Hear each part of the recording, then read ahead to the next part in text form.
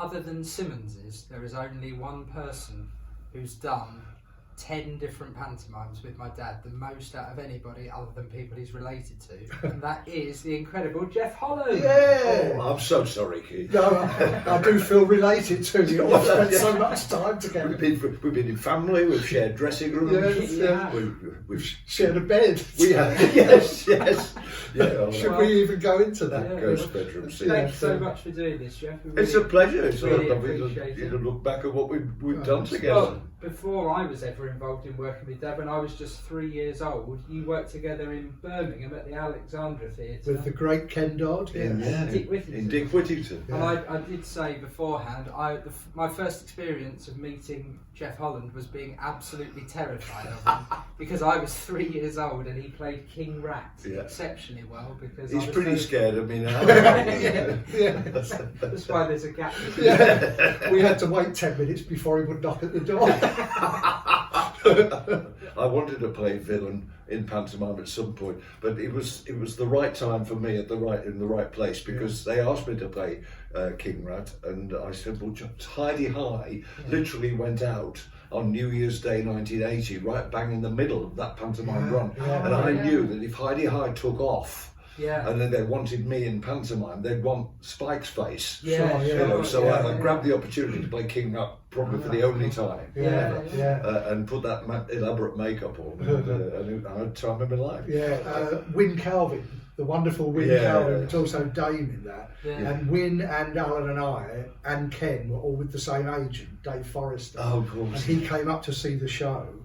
And the second half was going to, the interval came and he came backstage and went round Somerset. Then he went into Win's dressing room and Win poured him a whiskey and gave him a cigar. And then they said the second half's about to start, and Dave said, I'll stay here. So he sat in Win's dressing room for the whole of the second half. And when the show finished, he came out and saw Ken, and Ken said, "What did you think, Dave?" He said, "You were brilliant." He hadn't seen any of it. But was that a year you shared a dressing room? Yes, it was. Alan and Keith and I, the three of us. Was that happy times, lots of banter? Well, there was one incident. There was one incident because at the time Alan and Julia had got this Siamese cat, which they took everywhere with them. He used to bring the cat into the theatre most days, with its litter tray, and put the litter tray under his dressing table area. And I was at the other end of the table, and for some reason, known only to the cat, I think, the cat decided to use its litter tray when we brought our food up from the green room to have between the shows. So there's me sitting there with the King Rat makeup on, trying to eat my dinner, and this horrendous pong is coming from the other end of the dressing room. I had to go outside I took a chair outside and sat outside the dressing room eating my meal. And funny thing, that Dottie used to tell the story because Anne came. She reported back to him because she came down the stairs. She saw me sitting on the chair eating, and she said, "What are you doing sitting out here?" I said, "Well, there's a cat in there." And she put the two and two together. The King Rat. He's dressed as a cat. So, and that Dottie dined out on that. That is a great story. I have to admit though, sometimes when that terrible pong was in the dressing room, I blamed the cat. Now you tell me. Sorry. That was 1980, and then the next time you worked together after that was 88 at the Ashcroft. Yeah, the Ashcroft Croydon. Yeah, with Lorraine. Aladdin, the Chinese policeman. I shared a dressing room with the wonderful Edmund Hockridge. He played the Emperor of China. He was a lovely man. He didn't have a cat. He didn't have a cat. But so you were Wishy Washy in that. I was.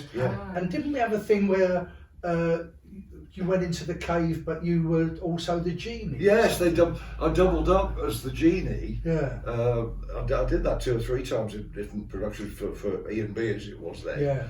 And Wishy Washy doubled up as the genie. It was just a sort of, I think it was to save a salary. Basically. Probably. So that happened. Well, it obviously had a profound effect on you that year, because wasn't it the following year you started as a I started dressing up as a woman. So happened? Why did you make the transition from comedy parts or evil parts and then comedy parts to being Dame? Well, the fact is, I was getting a bit older, you know, and I always thought I would graduate into playing Dame eventually.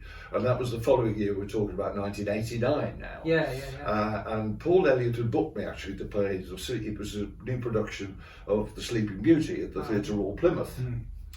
Starring Hinge and Brackett. A wonderful double act, you know, the two sweet old ladies. And I'd done a season of Run for Your Wife for Paul, which I was in and out of at the time.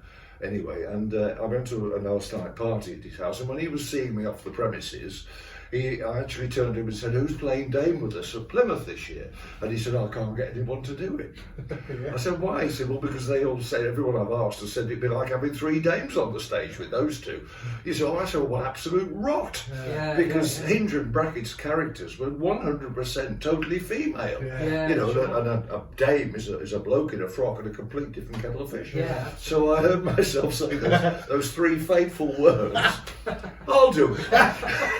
And he looked at me and he said, "All right, yeah." So I did. I had a wonderful time.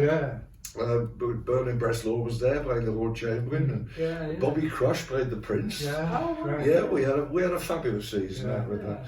And I never looked back. The rest, as they say, the rest is history.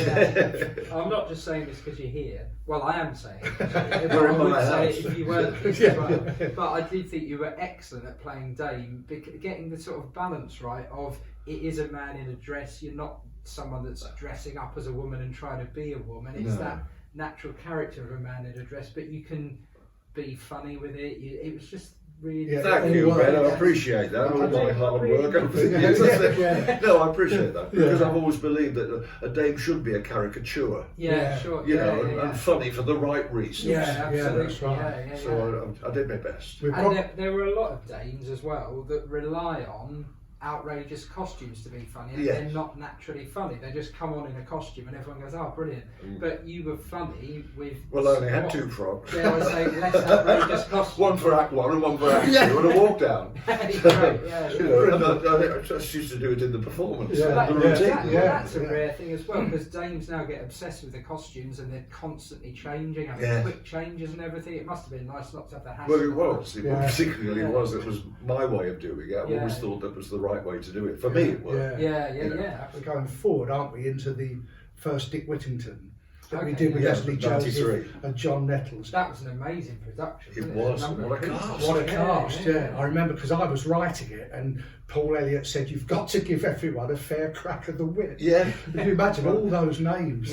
Scene 1 lasted 45 minutes. It did. Because Carol Todd directed the first one, and then I was given the job of redirecting it each year after that. Trying to keep it the same, but trying to get a few of my own ideas in. But my all-time memory of every year we did was the haunted bedroom, sitting waiting for the cloth to go out, and Jeff would walk across in front of me as Stan Laurel. He does a brilliant Stan Laurel walk. And I used to be in hysterics. I used to love just seeing that, and he'd do it every time. In a nightcap. As Sarah the cook going to bed. When did you discover you had a mutual love of Laurel and Hardy? I think when we did the first one with Alex. It was then, because we used to travel pictures of Laurel and Hardy and have them all up in our dressing room. That's right.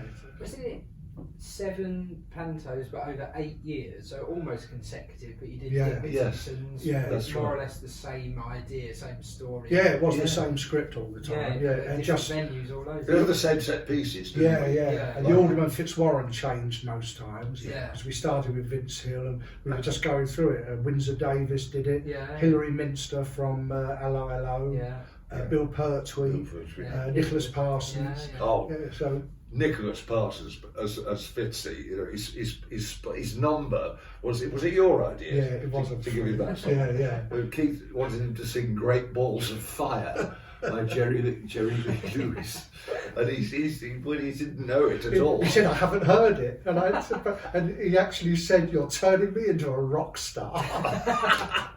Great. Oh, well done, Nicholas.